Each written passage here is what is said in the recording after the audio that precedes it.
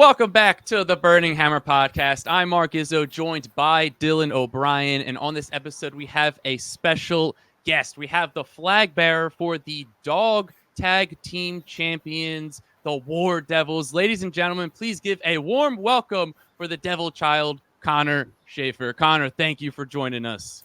Of course, man. I appreciate all the love, and I see all the love back, so it's great to be here, man. Yeah, so we're trying to get a bunch of wrestlers, and we want to interview them like we always say. This is something that we're kind of trying to start to do more of, is to interview a bunch of different wrestlers, and then to do it to someone who is a South Jersey native is super sick. So what we like to do with every interview to start us off is to go back to the early days.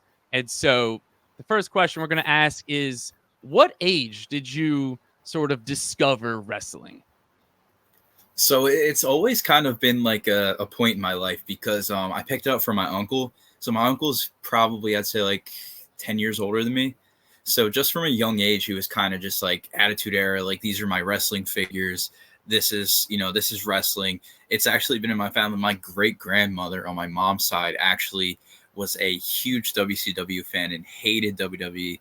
So it's just like, even like the war, like back then, was just instilled into me. I was born in 2002, so like it really just started kicking in more like when it got into like John Cena, Randy Orton type era. So like 2006 and on is just about my prime. Yeah, that's our prime too, is kind of like the mid to late 2000s, and then getting into the early 10s as well. Yeah, I would say that's and the one thing say for the people, we're from the same hometown as Connor, Williamstown, and that was we know Connor a little bit outside of this, met him through some mutual friends and some other wrestling stuff going on, so we were super excited. It's honestly, it probably should have happened before this, but we're glad to make it happen now to get him on the pod. So I think like one of the first questions I had was so what was like the moment for you in wrestling when you were kind of like watching as a fan, and then you were like, you know what, I really think is there like a moment or a certain wrestler who was like, yeah, I'm gonna try to get in the ring and actually do it? So it's partly a wrestler, but like specifically a match, and it's gonna be the funniest match you could possibly hear for that. So for like wrestler wise, I always used to love Shawn Michaels right at his tail end there. So basically, I would watch the absolute crap out of them, and then his little DX run. Basically, the match that got me like hooked and I want to do this was actually Hell in a Cell DX versus Legacy. So it was Rhodes and DiBiase in the Hell in a Cell. The theatrics were amazing, just in the sense that like one member of DX was locked out for the entire time while Legacy's beating down on Shawn Michaels. Triple H comes in, gets in there, locks out one of Legacy, and then they're 2-on-1. They get their shine, and then it was just an amazing match. And I was like, wow, like I want to do this. I had to have been like 8 years old, but like still I was like, I want to be a wrestler. Very cool. Yeah, I mean, those two factions growing up, especially, I know for like me personally, having that like second DX run with Triple H and Shawn Michaels, and just getting all of the shirts with them and like the little like cans of spray paint and stuff, like that definitely had a significant impact on my childhood. Like the number of times I was just at school and just telling people to suck it, it really was just like it had. Dude, I remember I was in Cub Scouts when I was like real young. We had like the Pinewood Derby, and I like designed my car. I made like a DX car. Like a D, it was like black, and it was like the weight I bought was in the shape of an X. So then I just like painted a giant D next to it. And I wanted to put the word "suck it" on the sides. And my brother had to like convince me without actually telling me what it was when I was like 7 or 8 years old that I couldn't do that. Like I couldn't put the word "suck it" on the side. So then we ended up just putting 2 words instead of "suck it." I had to just go 2 words.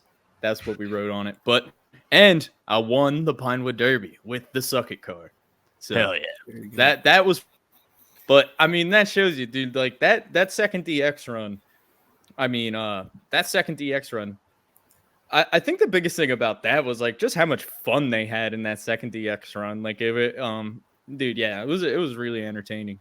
But no, that's awesome. That definitely had a big impact on me as a wrestling fan for sure. So who was your favorite? Was Shawn Michaels your favorite wrestler growing up then? See, yeah. So like when I was younger, it was definitely Shawn Michaels. Like him having to retire after WrestleMania, like that, like took me down a couple notches. I was like, okay, like this is over. Like I gotta figure this out. I gotta figure out who my new person is, you know.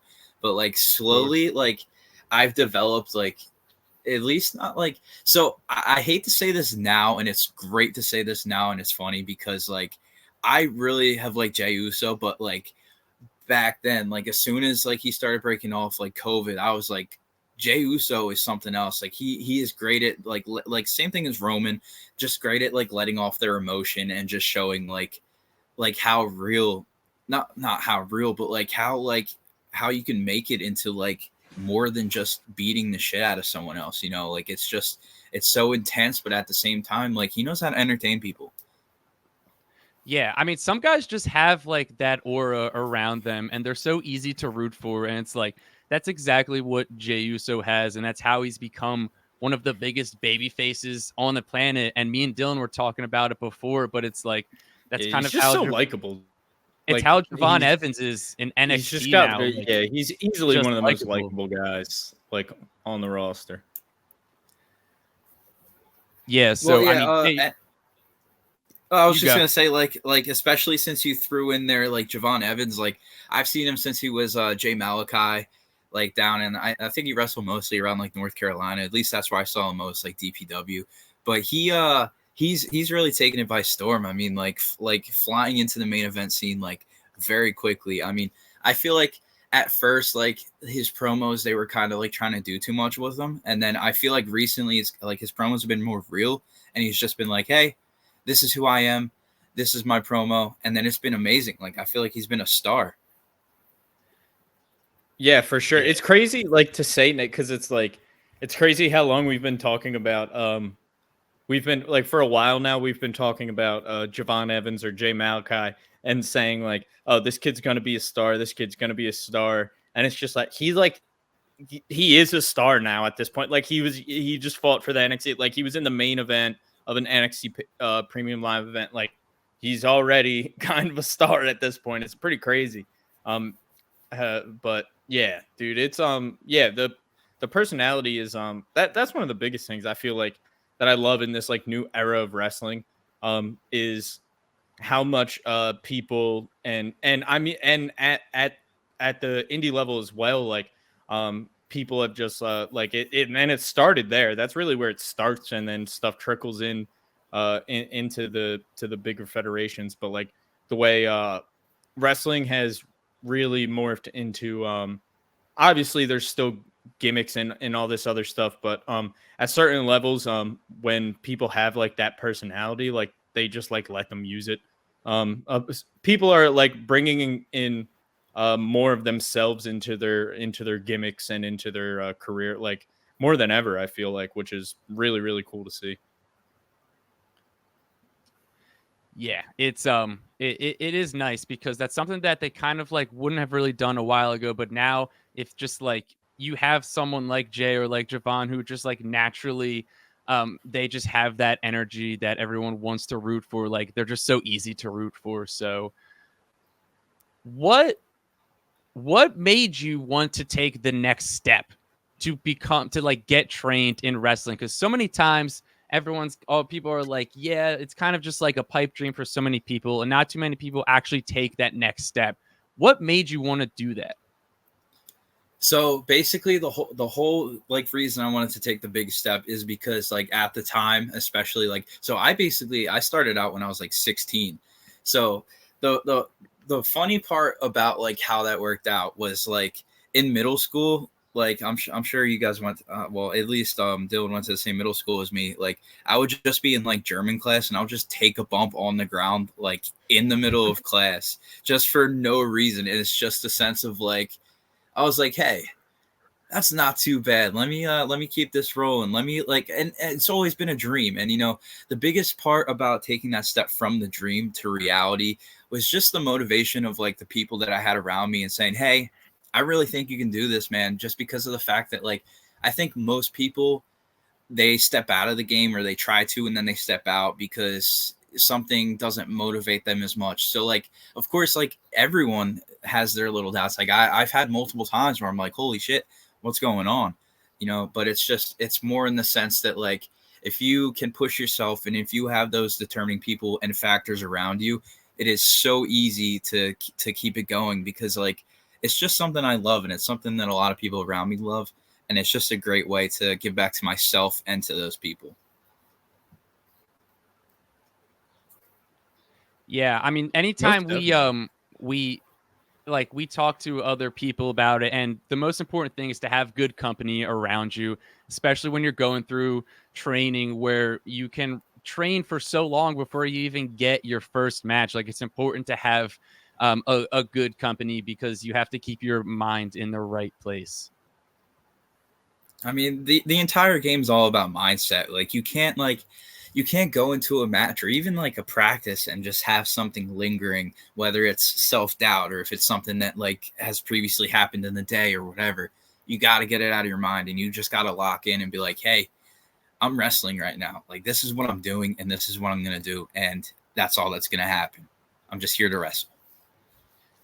Yeah, because like you could one wrong move if your head's not in the game and you could like seriously injure something. That's someone. That's what I feel like a lot of people may not fully understand, like the stakes of even just like practicing and training in wrestling. Like one little slip up and you could seriously hurt somebody.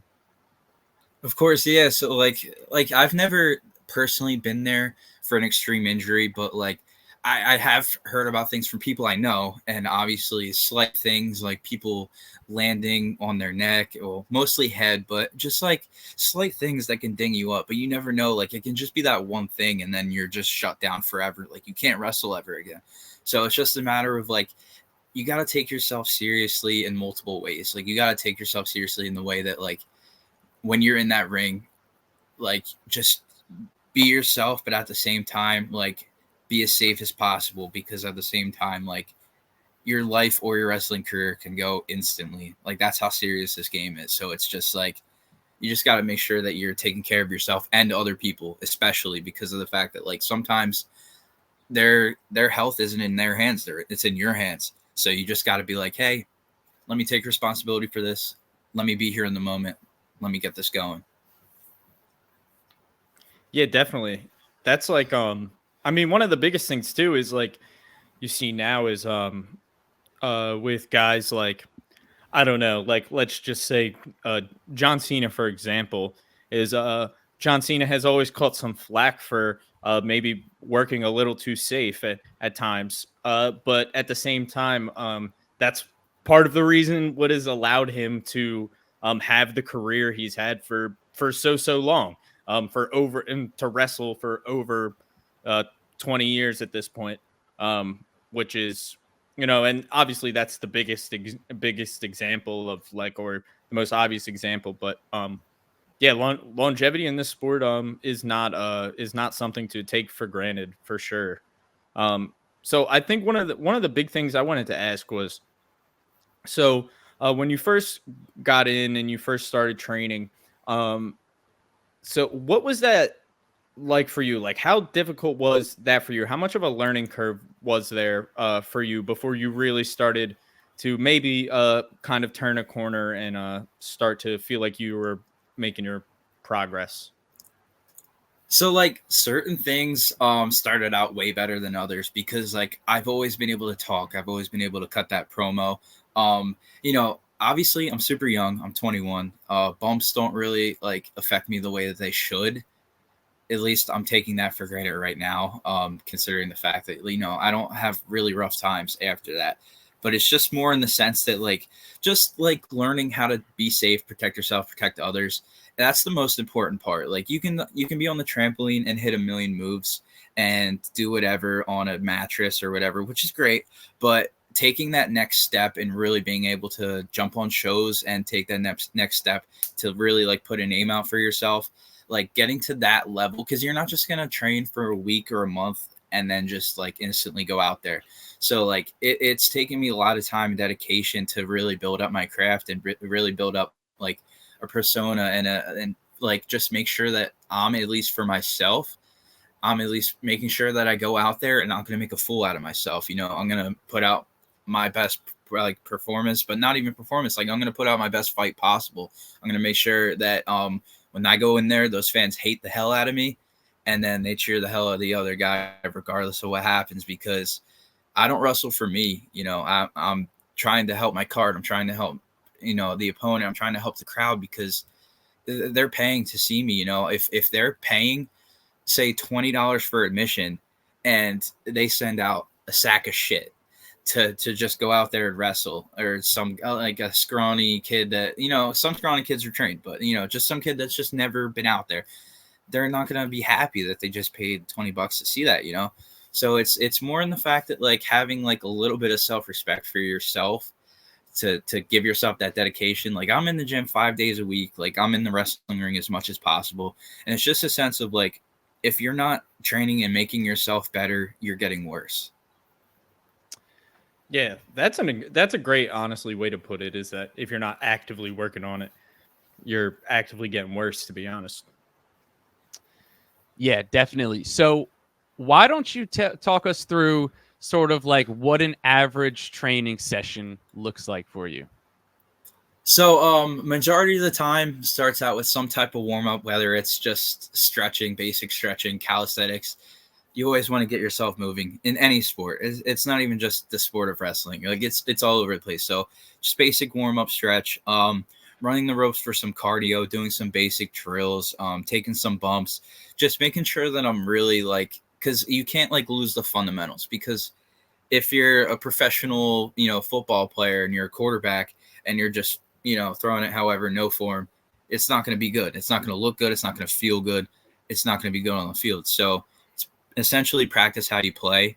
And I at least, and I hope that everyone's doing this, but you want to try to put out what you're putting in, and more is going to come out of that, because like I'm in there, I'm still taking my bumps. I learned how to take a bump years ago, but I'm still bumping. Why wouldn't I bump, you know? So I basically, like I said, calisthenics, stretching, running the ropes, getting my cardio up, taking some bumps, and then essentially getting into whatever we have planned out for the day. Because like day to day, like we could be working on like, you know, different spots or moves or just like anything, like promos, whatever. Because if, like I said, if you're not getting better, you're getting worse. And I always try to keep myself better.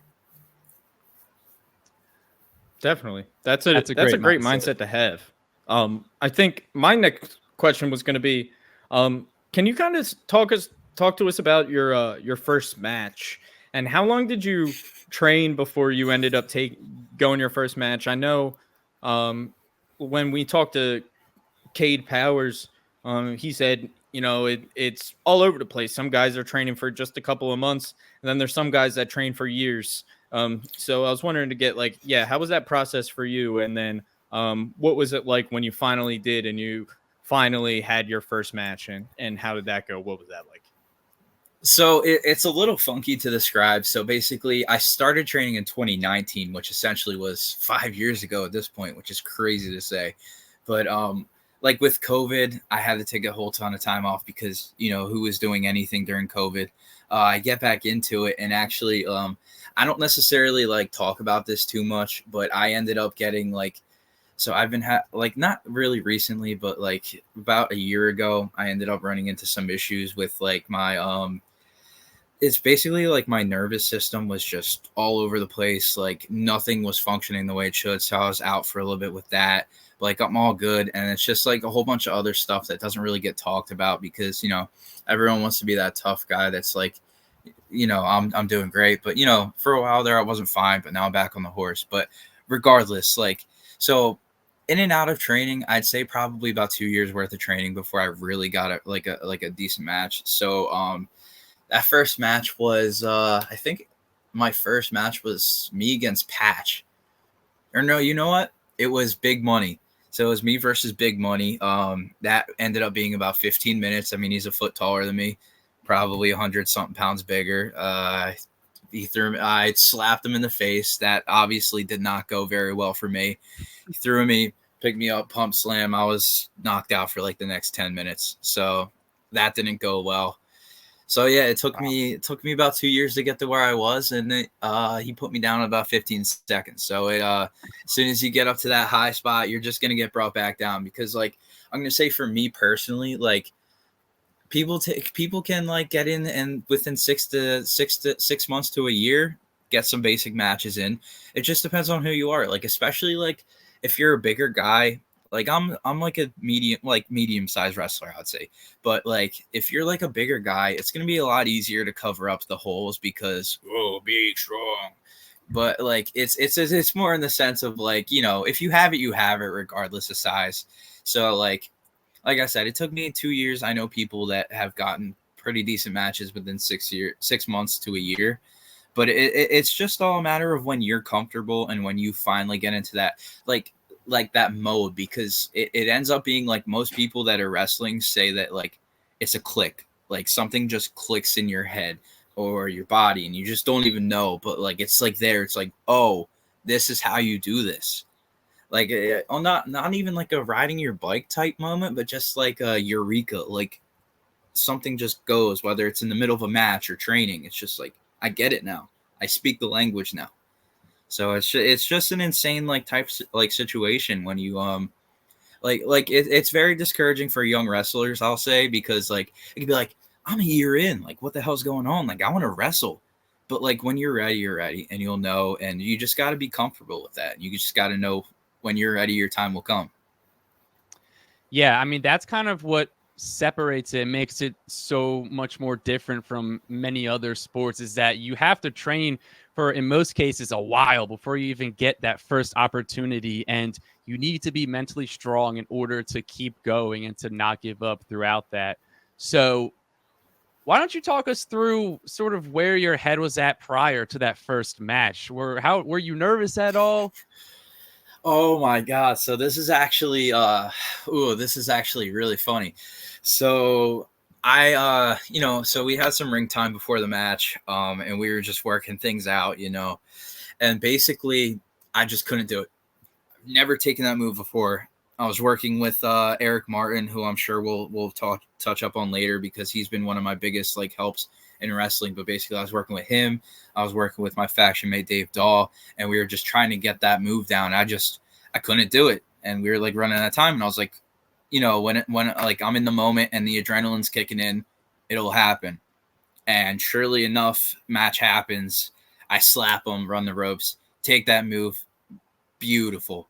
It was just like it was. I guess it was more of a mental block, like especially at the time. I was like, why am I trying to take this huge bump in the match? Like where the match hasn't even started yet, But it's like I said earlier, it's a practice how you play type of thing. Like if you're not ready for it, then like I think if you're not ready for it, don't go out there. Like I shouldn't have gone out there. But it was in the sense that like I was like, okay, let me get in the zone. Let me trust myself. Let me take myself seriously. And that was one of my like click moments where I was like, okay, I need to be in the zone to do this. I can't just like, I'm a wrestler now. Like you gotta be into it. Like, and if you're not in that zone, I mean, you're not going to put out. So I locked in, I got in that zone. I slapped him right across his face. And then he kind of slammed me down. But like I said, like it's a very like anxiety inducing thing sometimes. Like I'll even say like we had an event at Rowan University in Glassboro, and I wasn't even in the match. So I was on the outside being a flag bearer, as I do, yelling at fans because they don't like the Daredevil Dave Dahl and the outstanding gentleman Dylan Mesh, as I do. And basically like my whole body just like there were so many people there and it was so loud and I was just so in the moment that I couldn't like feel my body, and I was just like tingling and like shaking inside, and I was like, what the hell is going on? I just couldn't feel my body. It was the adrenaline, man. Like adrenaline is a hell of a drug, and it's very overstated, but it is so true because I was a mind without a body that day. I was just there.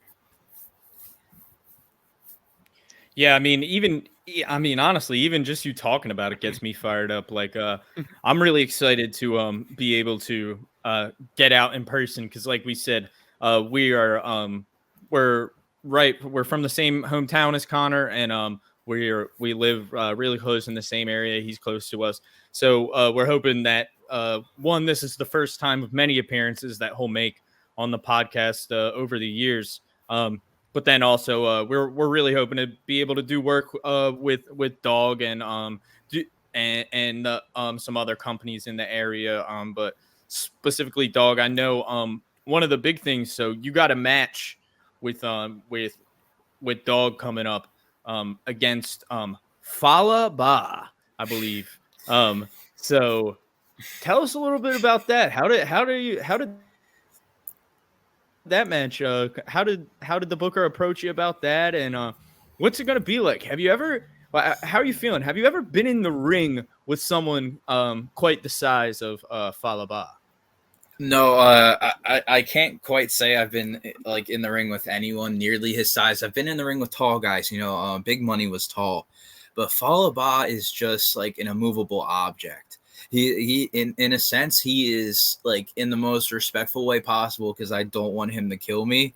He is an absolute monster. He is amazing.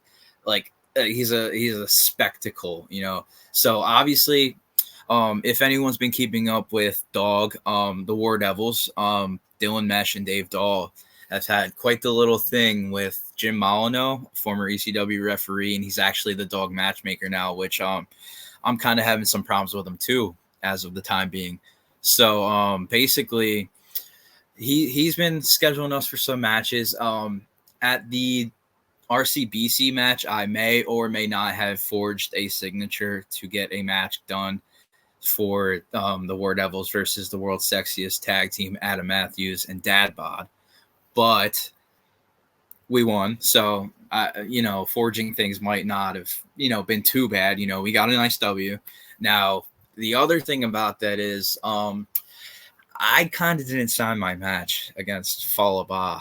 It was sent to me through Jim Molyneux because for some reason he decides he wants to punish me, because I'm the bystander. I told him I wanted to be taken, a little bit seriously, and he throws Fallah Bah at me. Like, at least have some courtesy, like this is going to be my fourth match on DAWG, and he's giving me Fallah Bah. Like that, it's just insane that he's doing this to me. And now so that's on October 18th in Pennsville. But now I'm starting to hear I might get signed on to another match, and I'm hearing that it's a pretty well-known opponent, but no one is telling me who it is. So I'm kind of scared that Jim Molyneux really has it out for me, and I would like to know when he's going to take me seriously instead of setting me up with some of the big hogs. So let me ask you this: what do you think about word going around that Dave Dahl signed your name to an open contract for this match? That's kind of what the word is. Buy into that at all? I wouldn't exactly say it was him, but yeah, well, it could be him, but I'm not exactly sure who it was. Like I said, it wasn't me, but potentially, I don't think it was Dillon. Me and Dillon, we're on a first name basis, but I've been working with Dave a lot longer, and I think he might have my email. I think he might have my login. So this might not be going well for me, especially if he's signing that match on September 28th against whoever this big name is that I honestly have no clue who it is. But I'm hearing that I'm supposed to be in for a lot of trouble. That's the rumor around the vine too, is that I'm in a lot of trouble coming up soon. I mean, that's just pretty unjust, having a guy trying to. How do you prepare for someone that you don't know? Exactly. It's just like they're just telling me to be scared, and like, how am I supposed to be, prepared about that? And honestly, I know who I'm facing at the October 18th event. I'm facing Fallah Bah, but that doesn't prepare me. I can watch all the film I want. I have to be in the gym constantly. I have to be taking my creatine, my pre-workout, my protein, my aminos. I'm gonna lift them up. I promise you, I'm gonna lift them up. I don't care how much effort it takes. He's going up, and he's going down. I have no doubt about that. You heard it here, I don't folks. trust your confidence The Devil's there. Child well, is taking on Fallah I Bah fully believe at it. Pennsville Middle School. And when is that? Yep. That is October 18th, you said? Yes, so that's October 18th in the Pennsville Middle School. And then after that match, when I catch that fat W, hold it one second. I gotta put it over. Let's go. It's gonna be Dillon Mesh versus Dave Dahl in a tag title match. I'm not sure who the opponent is, but it's going to be on that same night, and I will be there to help them retain. I will be there to tell the crowd who is going to win, and I'm going to let them know that we're still champions when they win. So we got a pretty good card. We got a tag team title match, Dave Dahl and Dillon Mesh, and they are your current DAWG tag team champions. They're going to be defending the titles, and then you got the Devil's Child, Connor Schaferr, taking on Fallah Bah. He's formerly worked in plenty of different companies, TNA, among other big names. And one of the things that I wanted to ask you to get into a little bit of the fun side of it. What is your favorite match or your favorite moment of your career thus far? I know it hasn't been quite that long yet, but I'm sure there has to be a moment or something for you. So, one of my best moments I'd say is like where I'd go to before of the fact that like the first time we were at Rowan, the first time that I was there at Rowan with Dave and with them, this was actually a 6-man tag match against Old School Empire and what's his name? He's from NWA. Wrecking Ball Legowski. So it was a 6-man tag match between Dave, Dillon, and I forget who the third guy was.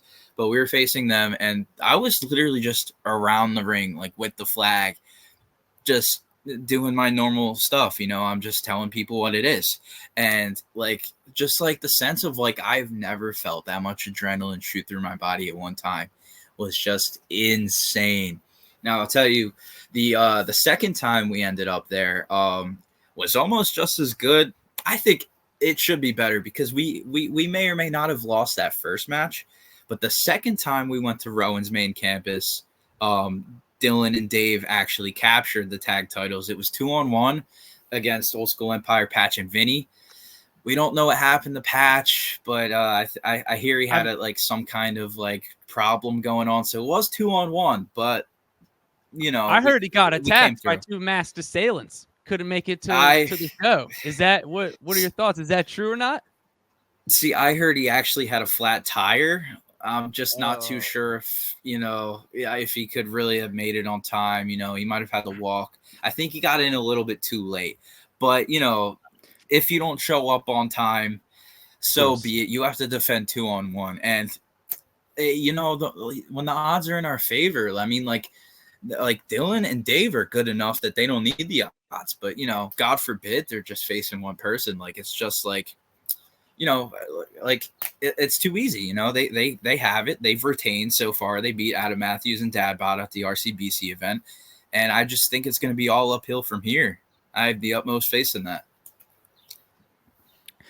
This is one thing. One thing I will say is that it seems like there's a lot going on here. So I think me and Mark are probably going to have to come out to these DAWG shows in the future to get eyes DAWG firsthand. Events. Don't let Jaden. Don't let them chew you out. It's DAWG events. We have DAWG, so we'll have more stuff about that in the future. But we'll definitely be at shows. Maybe hopefully do a live podcast, commentating some of the stuff to keep the people up to date And we'll have like further info on that down the line. But one thing for sure is that we got to be there firsthand, Mark. Whether we're doing the live pod or just content in another way, we'll be there at these shows moving forward, and we'll be there to see the Devil's Child take on Fallah Bah. Mark, I'm going to send it back to you. I believe you have our list of questions. I do, and so basically, how we like to end, how we're going to start to end these interviews is it's going to be, what advice do you have for anyone out there who's considering starting to train to become a professional wrestler, but they haven't taken that next step and they need a little bit of encouragement? Why don't you help encourage them to start? Of course. So I'll tell you like the very basics. Definitely be in shape physically, mentally. That's the number one thing you can do to set yourself up for greatness, because of the fact that like if you're not set up in that realm, then you have to learn how to wrestle on top of getting yourself in shape, getting yourself strong enough to actually come through with this. The second thing I would definitely say is put out yourself to like a reputable training spot, or at least get your foundation there. And then after you start from there, definitely keep working there, and then branch out to as many places as possible. Try to get your name out there, try to get your face out there, which is like a good thing of what I try to do is I try to like meet as many people as possible, train in as many places as possible. And like for especially like I want to shout out for like anyone around here, like in the New Jersey, Pennsylvania, Delaware area, I would definitely take the time out and the money out to head over to Catch Point, just in the sense of like the trainers list there is so extensive. It's Hot Sauce Tracy Williams, it's Drew Gulak, Wheeler Yuta. Also want to shout out some other guys that help out around there, like Eric Martin, who I mentioned before. He personally has taken me under his wing just a tiny bit, just enough that like he'll bring me over there. You know, he basically got me there, and then he showed me these different ropes. Definitely Kurt Robinson and Nate Carter too have definitely been a pretty big help, just not even just for me, just for the other wrestlers I've seen, because basically when I started training there was the whole beginners class, and just like three guys that like stood out to me at the time and are just making waves right now is Citywide Street Gang. So that's Brandon Houdini, that's Martin Hughes, and that's Tom LaRosa. So if you're a young wrestler and you want to see like what Catch Point can do to you, definitely watch those guys and just be like, hey, these guys have only been doing this for so long and they're doing it like this and they're getting out there like this. Like I would definitely 100%, like I haven't been able to make it out as much. It's pretty far and it's pretty cost extensive, but obviously, you know, I need to start taking aside time to do that if I want to take the next step in my wrestling. So I would definitely say that's the second thing. And the third thing, after you find a reputable trainer and you get yourself in the proper shape, I would definitely say is to like find the financials to be able to take yourself seriously in the matter of buying the right gear and making sure your diet's perfect and making sure that like you're just able to not focus everything around wrestling, but just in the sense of like putting enough into wrestling that you're going to get enough out. Because if you have crappy gear and you're just like kind of not really training and you're out of shape, no one's going to want to put you on the card. No one's going to want to watch you wrestle. No one's going to watch you do anything, just in the sense of you're not putting yourself out there as a serious person, you know? So definitely like set aside the time, the workout routine, the diet, the training, and just as long as you're taking yourself seriously and getting yourself out there, I honestly don't see how you could completely fail and fall on your face. So you, like I said before, you get out what you put in, and I'm trying to put in a whole bunch. I'm trying to get out a whole bunch. And I definitely implore everyone else who's starting out to train, I implore you to do the exact same thing, because that's the recipe that everyone I know that's any type of successful, they've made it through that way. It's you don't give up, you keep fighting, and you keep making yourself better. Yeah, that's a great mindset to have, and that's great words to end this episode on. Connor's socials and everything will be listed in the description, along with all of DAWG's stuff. Be on the lookout for upcoming show. You can watch Connor October 18th. going up against Fallah Bah, and you heard it here first. He's going to lift him up and he's going to slam him down. So I have no doubt that that's happening. Dillon, do you think he's capable of doing that? I heard before we got on the podcast, Dillon was doubting that you were able to do that. We'll see.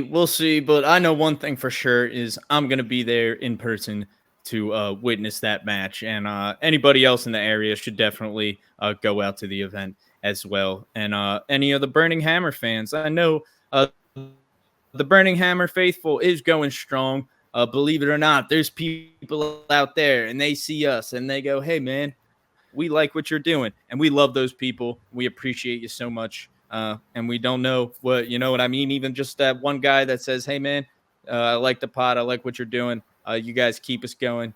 So the fact that we have a few of those people running around out there is really cool. So if you are also one of the Burning Hammer faithful and you want to pop out to a really good wrestling show and hang out with us, the Burning Hammer guys, make sure you pop out to that DAWG show on October 18th because we'll be there. And hopefully we'll be doing a live pod and covering some of the show. Once again, thank you so much, Connor Schaferr, the Devil's Child, for coming on the podcast. Hopefully first of many times that we have you on here. And hopefully next time in the future, we'll be talking about the time that you picked up and slammed down Fallah Bah. Thank you. Absolutely. All right, thanks for joining Thanks us again, Connor. Thank you. Peace.